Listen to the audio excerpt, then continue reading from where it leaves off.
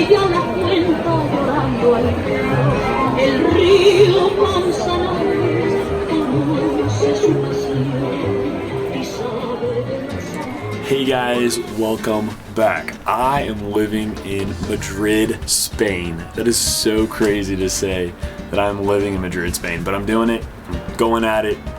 It's already been over a week, which is mind-blowing. I'm riding the subway, I'm walking to class, I'm talking to people in Spanish non-stop, and that's kind of exhausting, but it's good. It's what I need to do, but I can't believe it. I'm here, and I can't wait for y'all to learn about what I've been doing this past week, what has been happening for me in my life here in Madrid, Spain. Thank you so much, guys, for watching. Check it out. My plane landed last Monday, so I have already been here over a week, which is crazy. It is such a life change. It is such a culture shock. Moving from the South US to Madrid, Spain is totally crazy. I've loved every minute of it. It's been exhausting. My Spanish, the limited Spanish that I know, is being stretched and stretched and stretched. But I'm getting better. I'm getting so much better at my Spanish. Listening to it and understanding and comprehending is really a journey. It's really difficult moving to a new country where you're not that good at the language and everyone speaks that language. There are very few people that do speak English. Like today I had Spanish class from 9 a.m. until 2, and then I went and hung out with some friends from the church here from 2 until 6:30, and none of them spoke English. So literally all day long I have spoken only Spanish, and my brain is like, oh my gosh, I'm so tired, like stop, go home. So finally, once I left them and we were done, we ate, and then we went and got coffee and tea and dessert, and finally after that I was like, I just need to call someone from home. I just need to talk to my family at home. I'm so tired of speaking Spanish. I just want to talk in English for a little bit. So I called my grandma, talked to her for a little bit. It was really cool. For the first week, for the first bit of time that I was here, I had orientation with my organization. It's called CIEE, and it's International Exchange Program. So you can go teach for a year somewhere in the world, Thailand, China, Portugal. I chose Madrid, Spain. Of course, that's why I'm here.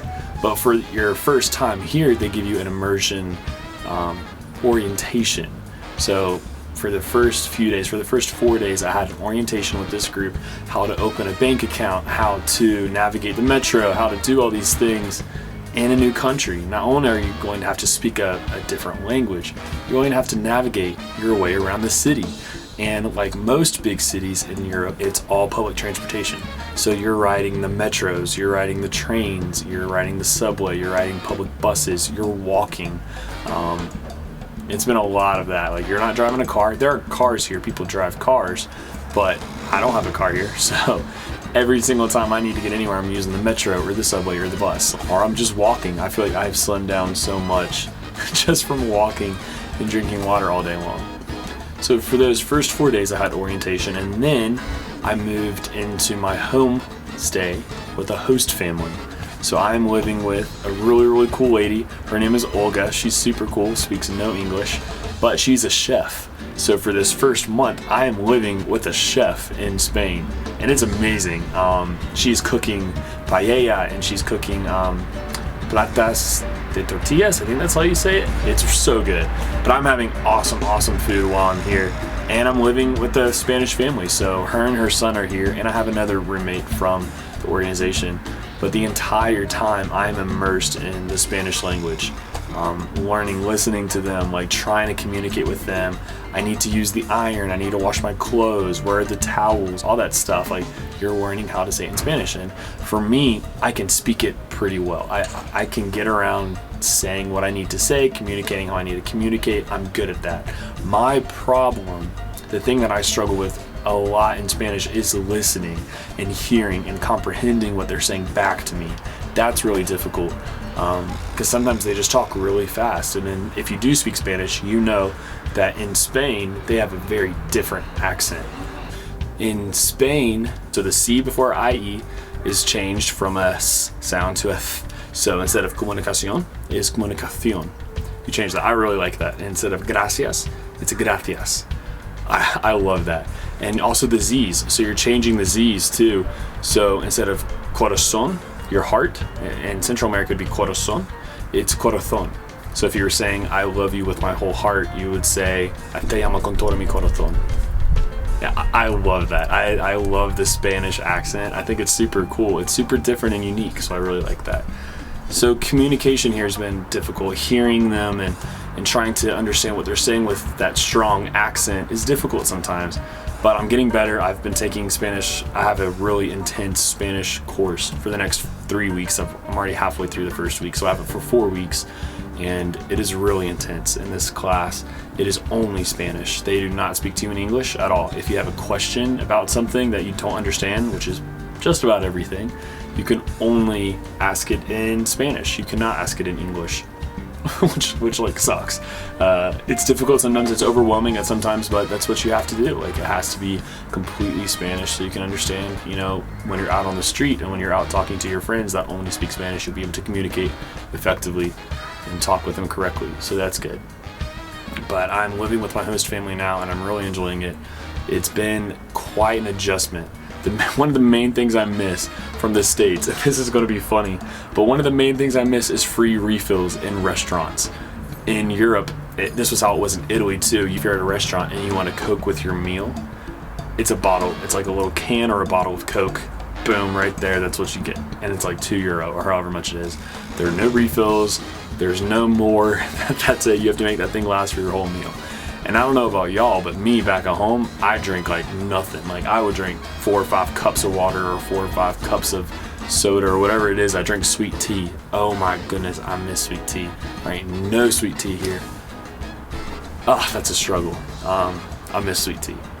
But I'm doing fine, you know, with food. It's good, it's decent. You know, there's KFC here, there's Steak and Shake, there's Burger King, McDonald's, a lot of the fast food chains. I don't really eat fast food, but all those chains are here. So if you come to Spain and you're just really craving a Steak and Shake burger, they have Steak and Shake here. Tapas. Tapas is another thing that's also super cool. It's, you get little small helpings of things, so you can kind of eat and take a little bit longer. Like, you can get a little appetizer here, eat it over the next 20-30 minutes, and then order something else, eat it for the next 20-30 minutes. Like, order small appetizers over a long period of time, like an hour and a half, 2 hours, and that's your meal. It's a super cool way to communicate and to talk and to, you know, converse while you're eating. That's really cool. I do enjoy tapas. Also, another thing is they have something called Menú del Día, which is menu of the day, and I love this because it is a ton of food for like super cheap. So for like $10, $11 maybe, you get a 3-course meal and a drink. So you'll get a big plate of an appetizer, whatever you wanted, an appetizer. Most restaurants do this. You have an appetizer, then you have a main course, or like you have a main course and then a second course, I guess would be more correct. And then you get a dessert, and it comes with a drink for lunch, and it's like $11 maybe, and it is a ton of food. So that's awesome. Most restaurants have mini del dias. But it's just been awesome. I've really enjoyed it. I cannot believe I've already been here for over a week. That's mind-blowing. I'm starting to know my way around the metro. Like, when I walk into the subway, I'll know where I'm going. I know what train I need to get on. I know which direction I need to be going. So I'm kind of starting to feel like a madrileño already. Like, I'm starting to feel like I know what I'm doing. The euro is a lot of change. Like, the euro is the currency here, and it's a lot of bills, but it's also a ton of coins and change. And I hate coins, but I'm having to keep it up with it because sometimes the euro coins are like €2, which is like $3. So you gotta hold on to your change. You can't just get rid of it because it's like a lot of money. But I'm loving it. It's been awesome. The church here is on fire. Tabernáculo de Vida is the church here in Madrid, and it's awesome. I'm really, really enjoying it. I'm excited for church on Sunday again. The people in Spain are so friendly. The only thing about their friendliness is you have to start the conversation. Me being an American and me being loud and social and talkative anyway, that's super easy for me. If you start the conversation, they're super into it. They'll jump right in and talk to you. It's really cool.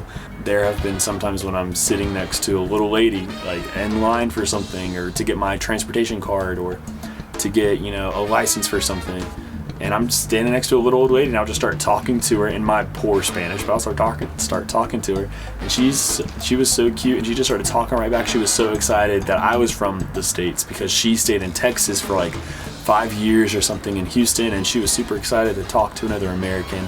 They were really friendly people. They love to eat. Everyone is so fashionable. Everyone dresses up to go out on the town. Like, whether you're going to the grocery store or whether you're going to even just across town and you're going on the metro, there's so many people, so many ladies are wearing like heels, and the guys are wearing pants and loafers and button-ups. Even though it's like 95 degrees during the day, people are still dressing up. That's just the culture. And if you know me, you know that I love that. I love dressing up. I love looking nice.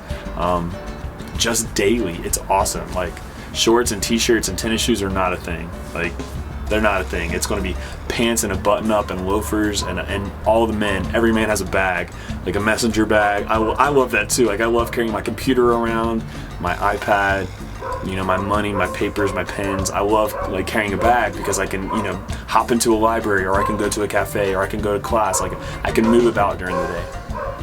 And I think that's a lot to do with the culture. Like, once you leave for the day, you're gone for the day. Like, you're not coming back until the end of the day, because you're out and about, because it's such a commute to get on the train or get on the metro and go somewhere. You just stay out for the day and you come back at the end. So bags, men carrying bags is all over the place. So I bought me a bag, and I love it. I think it's super like European. I'm walking around like carrying a messenger bag, and I feel like such a European. But it's been awesome. I'm really enjoying Madrid. I had no idea. If you would have told me 5 years ago that I would be living in Madrid, Spain, I would have liked to have believed you, but I don't think I would have. I would have said, no, I'm probably just going to live in Atlanta or New York or something. But I've always wanted to live in a big city, and now I'm doing it. And it's in Europe. It's so crazy to be living in Madrid, Spain, and to be able to call myself a madrileño. That's so cool, to be the immigrant, to be the foreigner, to be the person from the other country, and be forced to communicate in a new language is such a cool experience that I think everyone should do. At some point in your life, you need to go somewhere else. You need to go to another country to where you can experience culture and perspective from someone else's eyes. That's been really cool. So I have absolutely loved it. My time so far in Madrid this first week has been incredible, and I'm really excited for the year to come. I think it's going to be incredible. It's going to be fun. I'm so excited to start teaching in my school when the time comes, to meet the kids and meet the high schoolers and communicate and be the person from the other country that they want to learn about. They want to know about what it's like for me back home. I'm really excited for that. I think that'll be awesome. So in my next video, stay tuned, because I'm going to try, I can't commit, I don't know for sure, but I'm going to try to get my host mom in my video too. She's awesome. She's so cool. Her name is Olga. She's a chef. She's a madrileña. She's from Madrid. Super cool lady. So I'm going to try to get her in my next video and see if she'll do it. She doesn't speak any English, so I might be pushed and have to translate. So that'll be interesting. So stay tuned for my next video. I'm going to talk with her a little bit, get her in here, and so y'all can see who I'm staying with, what it's like for me to live with a Madrid family. It's really cool. I'm enjoying it. Thank you guys so much for watching. It's been an awesome adventure so far. I'll see you guys next time. Peace out. In Central America, they say, someone's opening their window right now, right in front of me. I'm in an apartment, by the way. This is a massive apartment complex, and that's where I'm living with this family right now.